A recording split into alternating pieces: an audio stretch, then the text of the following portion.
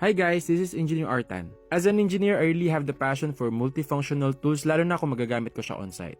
Just like this Hilti SMT 622 Multitool. By the way, cordless na siya and it is powered by Neuron 22 lithium-ion battery.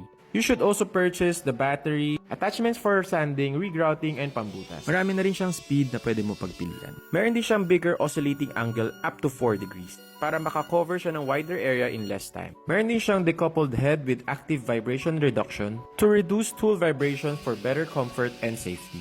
Charging time for this particular battery is just 30 to 45 minutes and magagamit mo na siya for the whole 8 hours. Depende na lang sa mode or speed na pipiliin mo.